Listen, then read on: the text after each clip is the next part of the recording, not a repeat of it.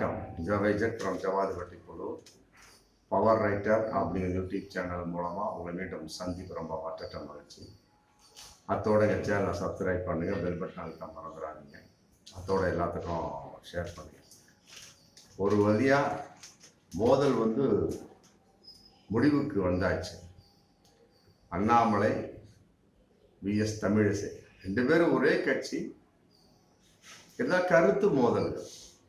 பாஜகவின் தோல்விக்கு யார் காரணம்? அண்ணாமலை தான் காரணம் என்பது தமிழிசையினுடைய அசைக்க முடியாத ஒரு நம்பிக்கை, கருத்தின் வெளிப்பாடு. அடிப்படையில் ஏகப்பட்ட கருத்துக்களை சொல்லிட்டாங்க. அதன் அடிப்படையில் ஐடி விங் சம்பந்தப்பட்ட அண்ணாமலை சார்பானவங்க அவரையே ஏகப்பட்ட குளறுபடிகளாக போட்டு கேலி செய்தல், கிண்டல் செய்தல் அப்படிங்கிற மாதிரி ஒரு விஷயம் போயிட்டு வருது. அதையெல்லாம் மீறி தாங்கிக் கொண்டு தன்னுடைய கருத்தை வெளிப்படுத்தினார். அதாவது ரவுடிகளை எல்லாம் இணைத்தது அண்ணாமலை தான்.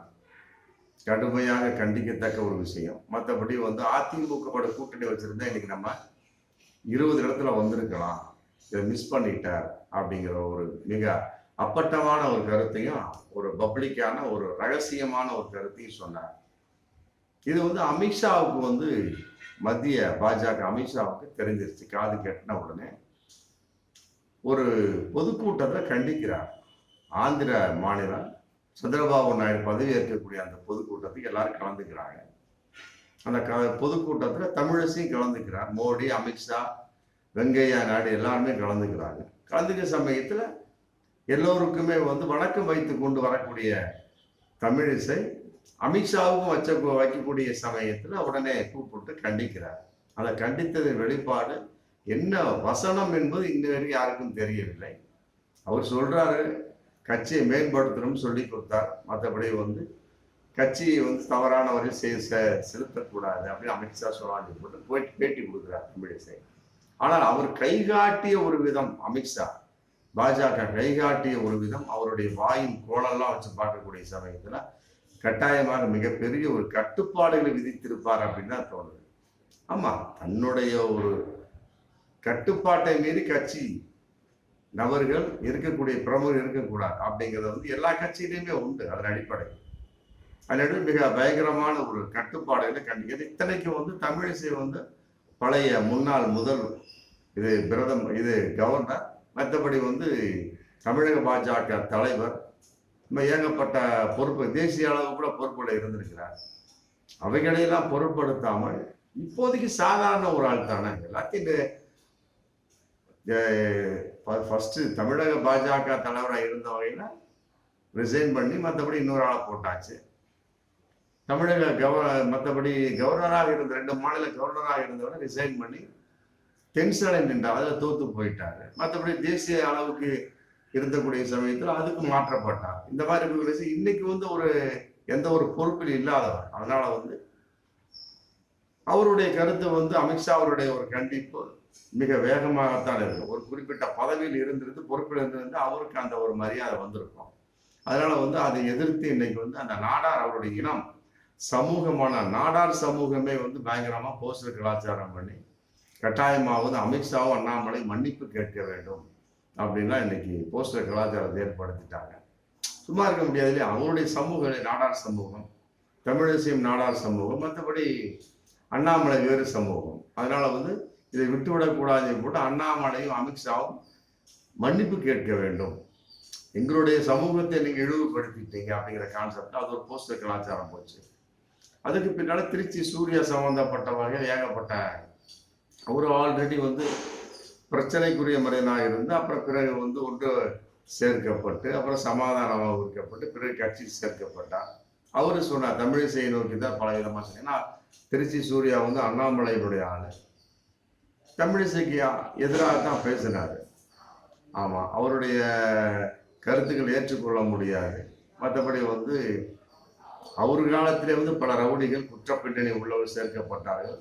அவருடைய ஆள் தான் எல் முருகன், அவர் காட்டிய ஆள் தான். அவர் சேர்க்கிறப்ப தான் எல் முருகன் தமிழக பாஜக தலைவர் இருந்தப்ப தான் ஏகப்பட்ட பின்னணி உள்ளவர்களாக இருந்தாங்க, தமிழக பாஜகவை சேர்ந்தாங்க. அண்ணாமலை இருந்தப்ப யாரும் சேரல. அப்ப இப்படி பார்த்தாலுமே அப்புறம் எல் முருகன் வகையில சேர்ந்தாங்க இல்லையா அப்படிங்கிற மாதிரியும் கண்டிக்கத்தக்க ஒரு விஷயம். மற்றபடி வந்து மத்திய பாஜக எப்படிப்பட்ட முடிவில் எடுத்து நாங்கள் சந்திக்க தயார் அப்படிங்கிற மாதிரி அது ஒரு மிகப்பெரிய ஒரு குற்றச்சாட்டு. இப்படி வந்து தேர்தலுக்கு பின்னால தோல்வியின் வெளிப்பாட ஏகப்பட்ட பிரச்சனைகள். இந்த தோல்விக்கு வந்து அண்ணாமலை தான் காரணம் அப்படிங்கிறது வந்து எல்லாத்தையும் தெரிஞ்ச விஷயம். ஆமா, அது வந்து தமிழிசை வந்து கொஞ்சம் வெளிப்படையா சொல்லிட்டார். அதையெல்லாம் விட அதிமுகவோட கூட்டணி அமைச்சர் 20 இடத்தையா பிடிச்சிருக்கலாம் அப்படின்னு ஓப்பனா சொல்லிட்டார். இது வந்து மத்திய அமித்ஷாவுக்கு தெரிஞ்ச விஷயம், காதுக்கு எட்டிருச்சு. உடனே வந்து அவர் மேடையிலே கண்டித்தார் அப்படிங்கிறது இன்னைக்கு ரொம்ப எல்லோரும் வந்து அதையும் கண்டிக்கக்கூடிய விஷயம். மகளிர் சங்கங்கள் மற்றபடி ஒரு பெண்ணன் இந்த அளவுக்கு கண்டிக்கலாமா, அவங்களுக்குள்ள பார்க்கக்கூடிய சூழல், கட்சிக்குள்ள கட்சி அப்படிங்கிற மாதிரி தான் பார்க்கக்கூடிய ஒரு சூழல். அவருடைய கட்சி பிரமுகரை வந்து அந்த கட்சி பொறுப்பில் இருக்கக்கூடியவர் கண்டிக்கிறார்கள், அமித்ஷா கண்டிக்கிறார். அதுல எந்த ஒரு மாற்று கருத்து பப்ளிக்காக கண்டிக்க வேண்டுமா அப்படிங்கிற பார்க்கின்ற பொழுது கட்டாயமாக அதை தவிர்த்திருக்கலாம் அப்படிங்கிற ஒரு விஷயம் தான் எனக்கு தெரியுது. கூப்பிட்டு உட்கார வச்சு அமைதியாக நிதானமா பேசலாம். அதற்கு அமித்ஷாவுக்கு நேரம் இல்லையா, இல்லை தமிழிசை கிடைக்காமல் போய் விடுவாரா? அதெல்லாம் ஒன்றும் கிடையாது. ஃபோன் அடிச்சா டெல்லிக்கு வர போறாரு. அப்புறம் அதுக்கு பின்னால வந்து கூட்டத்தில் முடிச்சுட்டு அண்ணாமலையும் அந்த அமித்ஷாவும் வர்றாரு. அதன் அடிப்படையில் வந்து அண்ணாமலைக்கு அங்கே டோஸ் விழுந்துருக்கு. ஆமா, சம்பந்தம் இல்லாமல் பேசக்கூடாது, இனிமேல் வாய் அடக்க வேணும் அப்படிங்கிற கான்செப்ட் அண்ணாமலையும் பேசக்கூடாது போட்டு ஒரு மிகப்பெரிய ஒரு கட்டுப்பாடு. அதன் அடிப்படையில் அண்ணாமலை இன்னைக்கு வாயை மூடியா போயிட்டாரு. ஆமா, நான் வந்து இனிமே வந்து ஏரோட்ராம்லேயும் விமான நிலையத்தை எங்கேயும் பேட்டி கொடுக்க மாட்டேன், என்னுடைய பேட்டி தேவைப்பட்ட கமலாலயத்துக்கு வாங்க அப்படின்னு கூட அவர் ரொம்ப சொல்லிட்டார். இத்தனைக்கு ஒரு சாதாரண ஒரு பாஜக மாநில தலைவர். ஆமா, ஒரு எம்பியாக நின்று தோற்று போனவர். முதல்ல சொன்னார் நான் எம்பியை நிக்க மாட்டேன்னு சொன்னாரு. அதே மீறி அவர் வலுக்கட்டாயம் நிக்க வச்சாங்க, தோற்றுறாரு. ஒரு எந்த ஒரு மிகப்பெரிய ஒரு மக்களால் தேர்ந்தெடுக்கப்பட்ட ஒரு பொறுப்புலையும் கிடையாது. மாநில தலைவர் அவ்வளவுதான், தேசிய கட்சி. அவரே வந்து இந்த அளவுக்கு இருந்தாருன்னா மற்றவர்கள் எவ்வாறு இருப்பார்கள் அப்படிங்கிற கேள்வி. அதனாலதான் மோடி இருந்தார், பிரஸ் மீட் தர மாட்டேன் அப்படின்னு. ஆமா, பாஜக அவனோட இந்திய அளவுக்கு மிகப்பெரிய ஒரு தோல்விக்கு அதுவும் காரணமாக இன்னைக்கு பேசப்படுது. பிரஸ் மீட் கொடுக்கவே இல்லை. இடையில 2014 இன்னும் கொடுத்தாரு, அவர் இடையில ஒரு தடவை கொடுத்தாரு, அதோட சரி. மற்றபடி வந்து பத்திரிகைக்காரர்களுக்கு வந்து அவர் விரண்டு ஓடக்கூடியவர். ஆமா, இன்னும் சொல்ல போனா அவரை வெறுக்கக்கூடியவர் அப்படிதான் சொல்ல முடியும். ஏன்னா ஒரு கருத்து சொன்னா பல கருத்துக்கள் அவரை திணித்து போட்டு விடுவார்கள் அப்படிங்கிறது மோடியினுடைய குற்றச்சாட்டா, இல்லை எதுவுமே சொல்லக்கூடாது அப்படின்னு குற்றச்சாட்டா? இல்லாவிட்டால் வந்து நம்ம ஒரு கேள்வி அவர்களோட கேள்வி கேட்டோம்னா நாம் ஏதாவது தவறாக பதில் சொல்லி விடுவோமோ அப்படிங்கிற ஒரு நடுக்கமா? அதுக்கு நேரம் ஆப்போசிட் அண்ணாமலை சும்மா வாய்ப்பு எழுப்ப வாயாடி செல்லூர் ராஜு சொன்ன மாதிரி, ஆமா பார்த்து பேசு தம்பி, உனக்கு தான் தெரியும் பேசாத அப்படிங்கிற ஏகப்பட்ட விமர்சனங்களுக்கு ஆளாக்கப்பட்டு இன்னைக்கு வந்து வாய் மூடியாக்கப்பட்டிருக்கிறார். ஆமா, அதன் அடிப்படையில் ஏகப்பட்ட கருத்துக்களை சொன்னாரு. தமிழிசை வந்து அது எதிர்ப்பாக தெரிவித்தார். ஒப்பனா சொல்லிட்டார், பாஜக தோல்விக்கு அண்ணாமலை தான் காரணம். அதிமுக கூட்டணிக்கு பண்ணியிருந்தா அப்படின்னா 20 தொகுதி பண்ணிருக்கலாம். அதுக்கு அந்த அதிமுக கூட்டணி விளக்கியதற்கு அண்ணாமலை தான் காரணத்துக்கு ரொம்ப அற்புதமான கருத்து தான் இருக்கு. அது எந்த ஒரு மாற்று கருத்துமே இல்லை. இது வந்து பாஜக தலைமைக்கு பிடிக்கவில்லை. ஆமா, இன்னும் சொல்ல போனா வந்து இப்போ நேரடியாக சந்திச்சு தன்னுடைய மன்னிப்பையை வெளிப்படுத்தி இருக்கிறார் அண்ணாமலை தமிழிசையை நோக்கி. ஆமா, இனிமேல் நம்ம ஒன்றாக இருப்போம், எந்த ஒரு கருத்து வேறுபாடும் இல்லை அப்படின்னு சொல்லிட்டு எக்ஸ் தளத்துல பதிவு போட்டிருக்கிறார். நேரடியா தமிழிசையை சந்தித்து பொக்கே கொடுத்து மற்றபடி தன்னுடைய ஆதரவை, தன்னுடைய ஒரு மன்னிப்பையும் சொல்லியிருக்கிறார். இனிமே நமக்குள்ள எந்த கருத்து வேற்றுமை இல்லை, வேண்டாம் அப்படின்னு. அப்புறம் தமிழிசை எக்ஸ் பதிவுல போட்டாங்க, நம்ம அன்பு தம்பிக்கு என்னுடைய அன்பு நல்வாழ்த்துக்கள் அண்ணாமலைக்கு சொல்லி தம்பினே சொல்லிட்டாங்க. ஆமா, திருச்சி சூர்யா பத்தி டெய்ஸி சொன்ன மாதிரி அன்பு தம்பிக்கு நல்வாழ்த்துக்கள், மற்றபடி வந்து எங்களுக்கு எந்த பிரச்சனையும் இல்லை அப்படின்னு சொல்லிட்டு 2 பேரும் ஒற்றுமை ஆயிட்டாங்க. ஒற்றுமை ஆனதை பத்தி ஒண்ணும் இல்லை, ஒற்றுமையா இருக்க வேண்டும் என்பதை எல்லோரும் விரும்புகிறார். ஆனால் இவரை மீறி அப்படிப்பட்ட கருத்துகள் எவ்வாறு உருவானது அப்படிங்கிற விஷயம் இருக்கு இல்லையா, அது அவனுக்கு ஊன்றி கவனிக்கப்படக்கூடிய ஒரு விஷயம். ஆக எப்படிப்பட்ட விஷயமாக இருந்தாலும் பாஜகவில் இருந்து பல தவறான கருத்துக்கள் இருக்கிறதா இல்லையா, அவர்கள் மூலமா பல ரகசியங்கள் வெளிப்பட்டு கொண்டே இருக்கும் என்பதுதான் பகிரங்கமான ஒன்று. இனி வரும் காலங்கள் அப்படித்தான் இருக்கும்.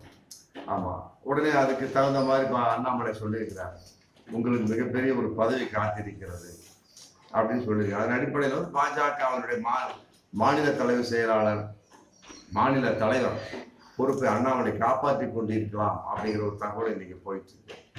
எப்படியோ கண்டிக்கப்பட்ட வகையில் அண்ணாமலை ஒன்று, தமிழிசை ஒன்று, இன்று வந்து ஒரே கட்சிக்காரர்கள் இருவரும் பொக்கை கொடுத்து கொண்டு சந்தோஷமாக தனக்குள் மன்னிப்பை பரிமாறி கொண்டிருக்கிறார்கள், வாழ்த்துக்களை சொல்லி கொண்டிருக்கா என்பது ஆமா ரொம்ப பெரிய விஷயமான பார்க்க முடியாது, ரொம்ப அதிசயமான ஒரு நிகழ்வா பார்க்க முடியாது. எப்படி அவர்கள் மூலமாக அதிமுக கூட்டணிக்கு அண்ணாமலை காரணம், அதிமுக கூட்டணி இல்லாமல் இருந்ததுக்கு அண்ணாமலை தான் காரணம் அப்படிங்கிறது பல விஷயமா போயிட்டு இருந்தது. ஆனா இன்னைக்கு தலைமையே அதிமுகவுடைய கூட்டணி வேண்டாம் என்று சொன்னதாக அண்ணாமலை சொன்னதாக, தமிழிசையிடம் சொன்னதாக இன்னைக்கு கருத்து வந்திருக்கு. அப்போ எடப்பாடிக்கும் மோடிக்குமே பிடிக்கவில்லை அப்படின்னு நம்ம பகிரங்கமா சொல்லக்கூடிய இன்னைக்கு வரைக்கும் நம்ம அப்படிதான் பேசிட்டு இருந்தோம். அதிமுக கூட்டணிக்கும் பாஜகவுக்கும் கூட்டணி இன்மைக்கும் பாஜகவுக்கும் என்ன சம்பந்தம் அப்படின்னு கேட்டா அது அண்ணாமலை தான் காரணம் அப்படின்னு. ஆனா இன்னைக்கு முக்கியமா தெரிஞ்சிருக்கு, அது பாஜக தலைமை தான் காரணம் அப்படின்னு கன்ஃபார்மா தெரிஞ்சுக்கலாம். அண்ணாமலை மூலமா இன்னைக்கு வெளிப்பட்டுருச்சு. இதையெல்லாம் கூட பதவியேற்ற வந்த வகையில் எல் முருகன் சொல்லியிருக்கிறார். ஆமா, வதந்திகளையும் தவறான கருத்துக்களையும் பரப்பினால் கடுமையான நடவடிக்கை எடுக்கப்படும் அப்படிங்கிற ஒரு கருத்து. ஏன்னா அவர் அது சம்பந்தப்பட்ட அமைச்சர் பொறுப்பில் இருக்கிறார், பொறுப்பேற்று இன்னைக்கு வந்திருக்கிறார். அவருக்கு மிகப்பெரிய ஒரு வரவேற்பு அளித்தாலுமே கூட அவர் சொன்ன வார்த்தை அவர் கட்சிக்குத்தான் பொருந்தும் அப்படிங்கிற ஒரு தகவலை நம்ம பார்க்கக்கூடிய விஷயம். அவங்களுக்குள்ளதான் ஏகப்பட்ட பிரச்சனைகள், ரவுடிசம், மற்றபடி குற்றவாளிகள் சம்பந்தப்பட்டது, குற்ற பின்னணி உள்ளவர்கள் தான் அங்க இருக்கிறார்கள் அப்படிங்கிற தகவலை இன்னைக்கு வந்துச்சு. இனிமேலாவது தமிழக பாஜக ஆமா களை எடுக்கப்படுமா அப்படிங்கிற ஒரு தகவல் அங்கிருந்து வரல, எந்த இதுவுமே வரல. சும்மா அதை பேசாதீங்க இதை பேசாதீங்க அப்படிங்கிற மாதிரிதான் ஒரு தகவல் வந்திருக்கு, அவர்களோட பரிமாறப்பட்டு சொல்லி. மற்றபடி மிகப்பெரிய ஒரு சீர்திருத்தம் நடைபெற்று விட்டதாக நாம் சொல்லிவிட முடியாது. ஆக தமிழக பாஜகவை பொறுத்த வரைக்கும் அது அப்படியே தான் இருக்கும், அதில் மாற்று கருத்தே இல்லை. இரு தலைவர்களுக்குள்ளும் இருந்த கருத்து வேறுபாடுகள் கலந்திருக்கிறாங்க, அதுல ஒரு சந்தேகம் இல்லை. இருந்தாலுமே மீண்டும் அதே போன்ற நடவடிக்கை வராமல் இருக்கும் என்பதற்கு எந்த ஒரு ஆதாரமும் இல்லை என்பதை நாம் பகிரங்கமா பார்க்கக்கூடிய ஒரு சொல். பார்ப்போம் மீண்டும் அடுத்த வீடியோ. நன்றி.